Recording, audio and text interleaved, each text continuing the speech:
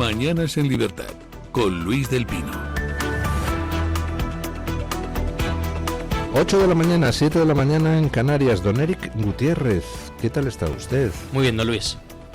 ¿Contento con los resultados deportivos? Muy contento. ¿Han ganado ustedes algo ayer? Bueno, los equipos españoles han pasado todos en los campeonatos europeos, tanto en Champions como Europa League como Conference. Muy bueno en la Europa League y también en la Conference. Todo, don Luis, todo. Bueno, estamos que nos salimos. Betis, Celta y Rayo pasaron ayer a los cuartos de final. Impresionante el resultado de los españoles, don Luis. Bueno, pues luego a partir de las 10:10 en Deportes en Libertad. Por cierto, me dice un pajarito que a lo mejor tenemos algún anuncio que hacer en relación con Deportes en Libertad, pero de momento es alto secreto. Ojalá, don Luis, ojalá pronto. Bueno, vamos con las noticias de las 8 con la ayuda de don Eric. La falta de supervisión en la contratación de la expareja de José Luis Ábalos, Jessica Rodríguez, en Traxatec no fue un caso aislado. Según publica El Confidencial, un informe remitido al Tribunal Supremo detecta un alto grado de discrecionalidad en la propuesta de más de un centenar de candidatos.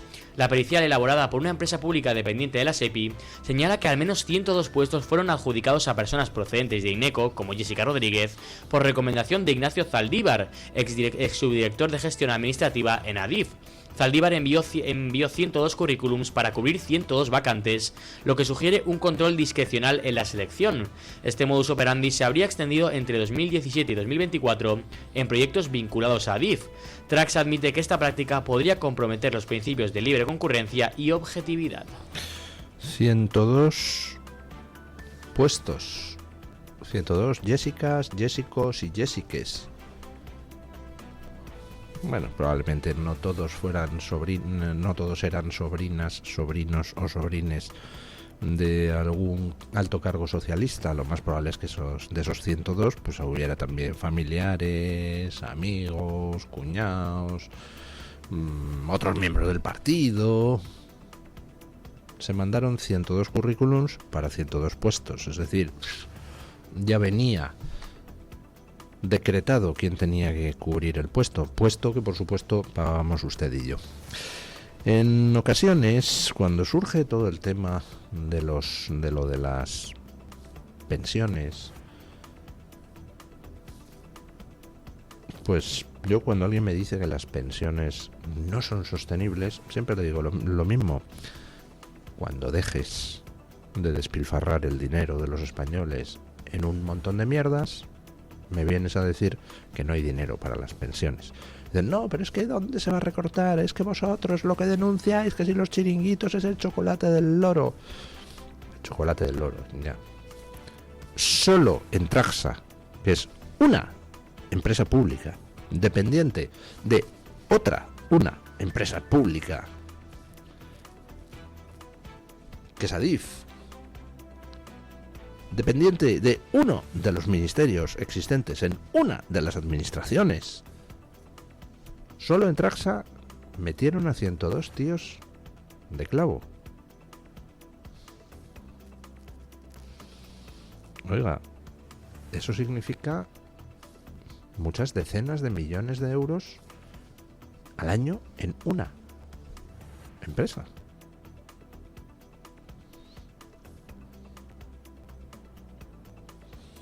Sé, chocolate del loro, pero es que hay 200 millones de loros en España, con lo cual el chocolate, vamos, supera la producción mundial de cacao. 102 tíos metidos de clavo en Traxa, el lugar donde colocaron a Jessica, y todo ello enviado desde INECO, otra empresa pública, que supongo que a su vez tendría también enchufados a otros. ¿A cuánto socialista han colocado? A mí me hace gracia la gente que anda buscando por ahí trampas electorales detrás de cada resquicio de nuestro sistema electoral, que está bien buscarlas. Evidentemente hay que protegerse. Por ejemplo, lo del DNI digital, pues ahí hay que meter algún tipo de salvaguarda porque puede ser una fuente de fraude. El tema de las nacionalizaciones express que están haciendo, claro que sí, todo eso hay que verlo. El tema de la custodia de las sacas de correos. Pero el principal fraude electoral en este país son las redes clientelares que estos canallas han montado con nuestro dinero. Porque tú metes a 10.000 tíos del PSOE colocados en distintos sitios y ya tienes 10.000 activistas pagados con dinero de todos. Igual que el PSOE hace esto, los separatistas en Cataluña, todas esas redes, un centro de normalización lingüística de no sé qué. Básicamente es una manera de pagar una serie de sueldos a activistas del separatismo que luego pueden estar 24 horas esparciendo odio por ahí. Y no solo eso, sino que encima lo que tienes ahí es una legión de personas que comen de que continúen determinados partidos en el machito. Con lo cual harán lo que sea para evitar que ese partido pierda. Ese es el principal fraude que tenemos en estos momentos electoral. Permitimos que una parte de la sociedad haga política contra la otra parte con el dinero que la otra parte genera. Pues bueno, ya saben ustedes que ayer pues supimos que el sobre ese de Aldama, el cojo sobre que tenía la respuesta a todo, pues al final lo único que hacía era apuntar a un tío que se llama Francisco Flores, que ninguno hemos oído hablar de él en la vida. Vale. Y entonces ayer sale noticia bomba, que es que en realidad Francisco Flores ha muerto. Escuchen. El grupo empresarial Kingdom y la fundación vinculada a Francisco Enrique Flores Suárez comunicaron en febrero el fallecimiento del empresario venezolano a los 55 años. El anuncio se realizó mediante un comunicado en el que se afirma que el directivo ha sido llamado a la presencia de Dios y en el que se destaca tanto su trayectoria profesional como su dimensión espiritual. El fallecimiento coincide con una investigación abierta en España que afecta a su figura. La UCO analiza su posible vinculación con la documentación aportada por el empresario Víctor de Aldama en la Audiencia Nacional. Según fuentes del caso, Flores Suárez estaría relacionado con el contenido de un sobre entregado por Aldama al Juzgado Central de Instrucción número 2, dirigido por el juez Ismael Moreno, que mantiene abierta una causa secreta sobre una presunta financiación ilegal del PSOE y de la Internacional Socialista. O sea, que al final el sobre lo que contenía era una cosa que dice que hay uno que pudo haber cobrado, que resulta que está muerto hace un mes. Ah, ya. Vaya, qué mala suerte, ¿eh? Y enseguida, pues, bots en las redes diciendo ¡ajá, qué sospechoso! Pero tíos, esto es una payasada, lo del sobre de Aldama. De principio a fin. Lleva dando vueltas con el puñetero sobre. ¿Cuánto tiempo? ¿Medio año? ¿Un año? Yo qué sé. Llevo oyendo hablar del maldito sobre donde estaba todo para destruir a Zapatero. Yo qué sé, desde que perdió el gorro don Pelayo en las montañas asturianas. Al final no tenía nada el maldito sobre. Al final resulta que lo que tenía el sobre era que hay corrupción. Y vaya por Dios, resulta que el tío que nos puede aclarar qué corrupción era esa está muerto hace un mes. Yo ya lo dije ayer. Aldama ha dicho muchas cosas que eran interesantes y muchas cosas que se han demostrado ciertas. Aldama ha dado mucha información a la justicia que ha permitido empapelar a Koldo y empapelar a Ábalos. Recordemos que los primeros datos sobre posibles contrataciones irregulares de obras públicas a cambio de mordidas por parte de Koldo, Ábalos y tal, los proporciona Aldama con una foto de un papel escrito a mano donde había un listado, creo recordar que era de 5, no, más, de varias obras públicas de donde se había cobrado. Así que a Aldama le podemos agradecer eso. Bueno, en el sentido, hombre, Aldama también era otro corrupto, estaba metido ahí, pero bueno, oye, ha colaborado en la justicia en eso y me parece bien que se le dé un trato más benévolo a la hora de juzgarle, como va a pasar con el caso de las mascarillas. Y yo le reconozco a Aldama que esos datos que ha dado, muchos de los datos que ha dado, resulta que luego eran ciertos. Por ejemplo, aquello del piso de Airbnb con pilinguis que se había alquilado justo cuando tenía una reunión Ángel Víctor Torres con Ábalos, también resultó siendo cierto. Yo todo eso se lo reconozco, pero esto del sobre es una estafa, lo siento. Y mientras no me muestren algún dato que lo desmienta, creo que esto es un mareo de perdiz, una pérdida de tiempo, una forma de sacar, como hacen los magos, sacar con la mano izquierda una estupidez para que te fijes en la mano izquierda mientras hacen el truco con la derecha.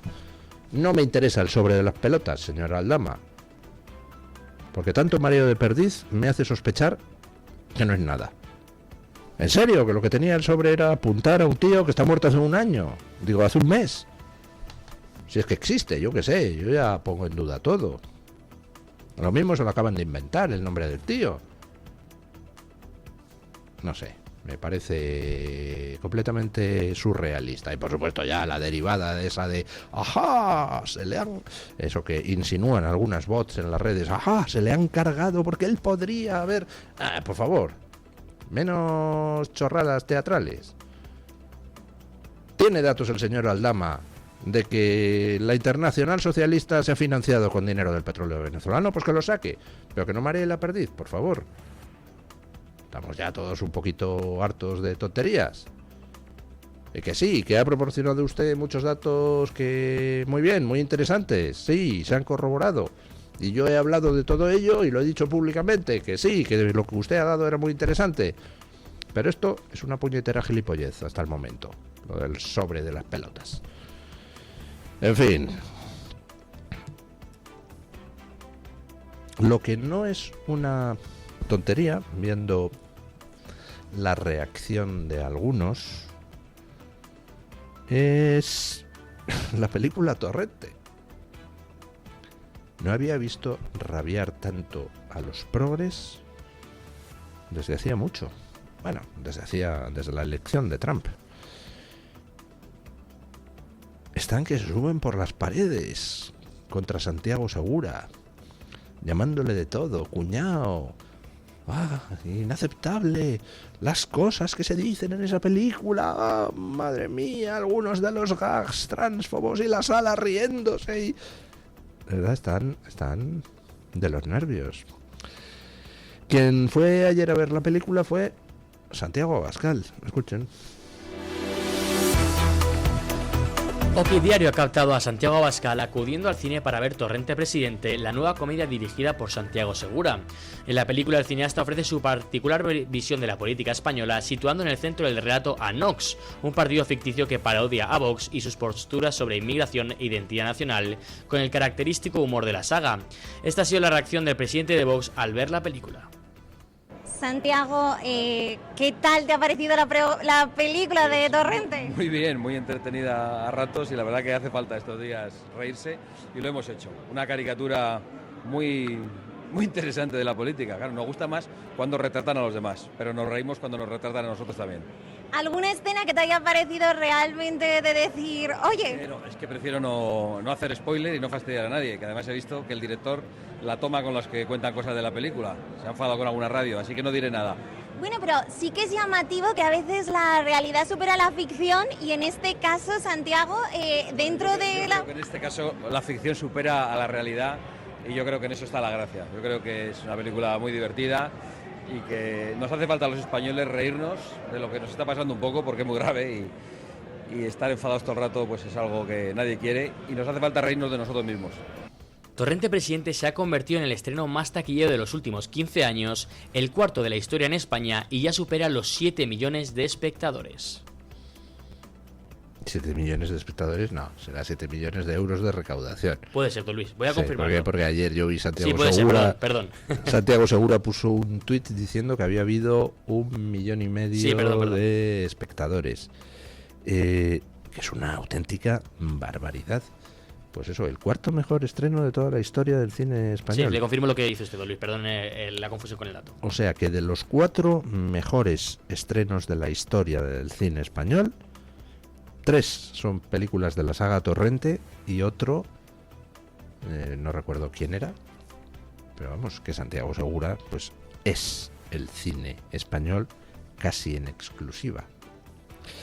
Y la verdad es que es muy curiosa la reacción que está habiendo, porque como ya les decía, los progres están rabiando como no les había visto rabiar desde la elección de Donald Trump, lo cual pues parece un contrasentido, porque la película, esa película que Abascal estuvo viendo ayer, es una parodia de estas, además, pero exageradísima, de Vox. Se retrata ahí a Torrente machista, deslenguado, homófobo, y todo ello pues, con una parodia brutal de Vox. Se atiza a todos los partidos, pero la parte principal parodia al dirigente de Vox, vamos. Entonces, y sin embargo la reacción en Vox está siendo y en los votantes de Vox y los militantes de Vox, pues está siendo de hilaridad, porque tiene gags muy buenos la película y porque no resulta ofensiva una caricatura, o no tiene por qué resultarlo. Que presentan ahí a un Torrente de Vox. Pues bueno, pues que presenten a un Torrente de Vox no ofende Santiago Segura. Pero sin embargo, los progres sí se sienten ofendidos. ¿Y saben ustedes por qué? Pues muy sencillo, porque la única fuerza que tienen los descerebrados del lado progre es la falsa superioridad moral. Ellos se suben a una especie de pedestal, invocan una superioridad moral completamente falsa y tratan de imponérsela a los demás. Claro, cuando tú efectivamente eres superior moralmente, pues no necesitas acallar a nadie. Porque si alguien te argumenta, tú contraargumentas. Cuando tú exhibes una superioridad moral que es radicalmente falsa, que es lo contrario de lo que realmente eres, entonces la única manera de que la superchería no se desenmascare es precisamente acallando a aquellos que pueden señalar que el emperador está desnudo. Por eso los progres occidentales no pueden tolerar el humor ácido contra ellos. Ni siquiera en una película como la de Torrente Presidente, donde se supone que la mayor caricatura es hacia Vox. No pueden soportar el que haya ahí en gags, pues eso, que son completamente, en fin, rompedores de toda la corrección política. No lo pueden soportar, porque la falsa superioridad moral no resiste el embate ni de los argumentos ni de las ridiculizaciones. A Vox no le importa que hagan una caricatura, porque Vox defiende una serie de cosas que piensa que son correctas y no necesita exhibir falsas superioridades morales. Los progres sí, los progres viven exclusivamente de exhibir una falsa superioridad moral. Por tanto, el humor no tiene cabida en su cosmovisión. La iconoclastia no tiene cabida en su cosmovisión. La caricatura no tiene cabida en su cosmovisión. Yo soy superior moralmente, dice el progre, y nadie puede reírse de mí. Por eso resultan, por encima de todo, además de jetas, inmensamente coñazos. El progre occidental es un puñetero coñazo, de la mañana hasta la noche, que está todo el día mirando a los demás y señalando con el dedito. Y dices, pero tío, déjame en paz, joder, quítame el aliento de la nuca, es pesado, plasta. A tu puñetera casa, déjame vivir mi vida. Pues no, ahí están. Y Santiago Segura se atreve a hacer humor donde también les retrata a ellos, no solo a Vox. Y entonces, humor, cuñao, nadie debería ver esta película, intolerable. A pastar, hombre. Bueno, vamos con los héroes progres, porque tenemos el prototipo. Esto de la falsa superioridad moral, que les digo, ¿verdad? Pues acaba de estallar en Estados Unidos un escándalo que ejemplifica como ninguno la falsa superioridad moral. Escuchen.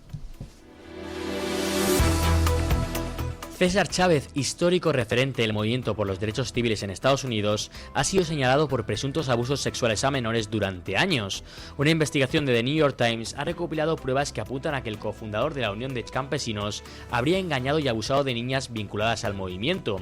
Ana Murguía relata que con 13 años acudió a una cita en el despacho de Chávez, a quien consideraba un héroe. Según su testimonio, el líder la aislaba, le hablaba de su soledad y le agredía sexualmente, pidiéndole después que no lo contara. Murguía asegura que estos encuentros se repitieron durante varios años. Más de 5 décadas después, la mujer supo que en una calle cercana a su domicilio en Baskerville podía ser rebautizada en honor a Chávez, por lo que ha decidido hablar. Murguía y otra mujer, Debra Rojas, sostienen que los abusos se produjeron entre 1972 y 1977, cuando ambas eran menores. Ninguna había hecho públicas sus acusaciones hasta ahora. La investigación periodística ha identificado además indicios que respaldan estos testimonios y otras denuncias contra Chávez, quien falleció en 1993 a los 66 años. ¿Y quién era este tío, supuesto defensor de los derechos humanos? Pues fue el creador del lema "Sí se puede", ese con el que Obama llegó a la Casa Blanca. De este tío, de este pedófilo, tenía un busto en su despacho Biden. ¡Ay! La superioridad moral de los progres. Como ya les he contado en otras ocasiones, de las personas con cargo político actual o pasado que han tenido que dimitir por el caso Epstein, pues todas menos una pertenecían a la izquierda progre. Esa una que no pertenecía a la izquierda progre pertenecía a la derecha progre. Todos ellos progres de los que van dando lecciones a los demás sobre: canalla, con tus pecados vas a matar el planeta, pero aquí estoy yo para aplastarte para que no lo consigas. Bueno, pues todos estos héroes progres al final demuestran ser, pues en muchos casos, auténticos pervertidos sexuales que recurrían a la superioridad moral para blindarse. Bueno, para blindarse y para forrarse. Porque por supuesto nunca se ha conocido el caso de un progre que pusiera un solo euro de su propio bolsillo para defender ninguna de esas causas que él decía que eran justas. Siempre hay que defender las causas justas con el dinero público, con el suyo propio nada. Es como los separatistas catalanes. Por la independencia de Cataluña hasta el último euro, hasta la última gota de sangre, pero ni un solo euro propio. Tiene que ser dinero público. Bueno, vamos con don Yago Soler, periodista del Toro TV, y la crónica que ha preparado de una reunión que tiene enorme importancia, la CEPAC, la más influyente reunión de carácter conservador en el mundo, que se está celebrando en estos momentos en Hungría. Y el hecho de que se celebre en Hungría, pues tiene su importancia, porque Hungría se encamina dentro de muy poquito a elecciones, unas elecciones cruciales. Escuchen. Nos encontramos en una de las preciosas capitales que baña el río Danubio. Estamos en Budapest, en Hungría, y es que mañana se celebra aquí la cumbre de la CEPAC, la principal reunión de la derecha europea. La organización va desvelando poco a poco algunos nombres y se los vamos a contar. Hasta aquí, hasta Hungría, se va a desplazar Santiago Abascal, el líder de Vox, estará presente en esta CEPAC, también un vecino suyo, André Ventura, el líder de Chega, y también algunos otros nombres de conservadores europeos, como por ejemplo Andrej Babis, el primer ministro de Eslovaquia, o Mateusz Morawiecki, el líder conservador polaco. Todos ellos se reunirán bajo el lema Dios, Patria y Familia, también aprovechando esa ola de la derecha europea que va bañando poco a poco el viejo continente. Toda esta cumbre de la CEPAC la podrán seguir aquí en el Toro Televisión y en Radio Libertad. Recordemos, mañana sábado y también a lo largo de la semana que viene, con diferentes tipos de contenidos que estaremos trabajando desde aquí, desde Hungría. Muchísimas gracias, don Yago.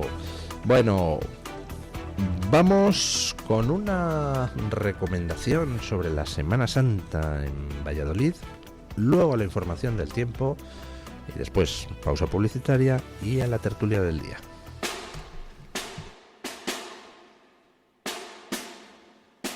Mañanas en Libertad.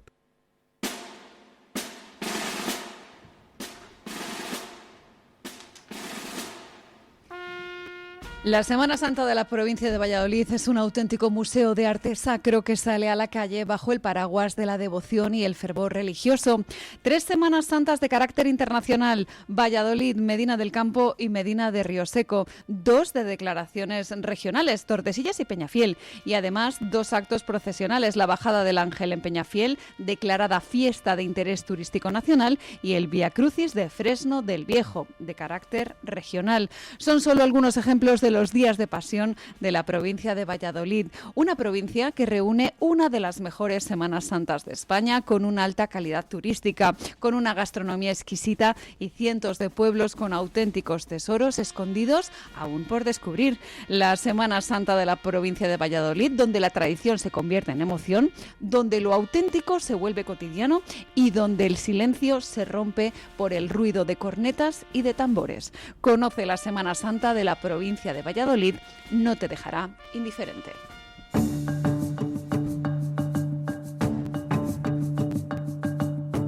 El tiempo en Radio Libertad. La borrasca Terés continúa entrando en la península, bajando las temperaturas y aumentando la inestabilidad. En las Islas Canarias hoy habrá precipitaciones generalizadas, ocasionalmente con tormenta, sin descartar granizo. Lluvias también en Ceuta y Melilla. En la península la nubosidad irá avanzando de sur a norte y de oeste a este y terminará por cubrir los cielos en la mayor parte del territorio, excepción del Cantábrico y de Cataluña. Las lluvias irán extendiéndose también a lo largo de la jornada, afectando a casi todo el territorio, pudiendo ser localmente fuertes, con acumulados significativos en regiones de Andalucía Occidental y el oeste de Alborán. Asimismo, podrá darse algún chubasco vespertino localmente fuerte en Galicia y en el interior de Asturias, poco nuboso, tendiendo a nuboso en Baleares. Seguiremos con heladas débiles en el Pirineo y localmente en la Ibérica. Y atención a los vientos que trae la borrasca Terés, con rachas fuertes en los litorales sureste y Alborán, también probables en Cádiz, viento moderado en Baleares y en Canarias. Tu voz, tu libertad, tu radio. Radio Libertad.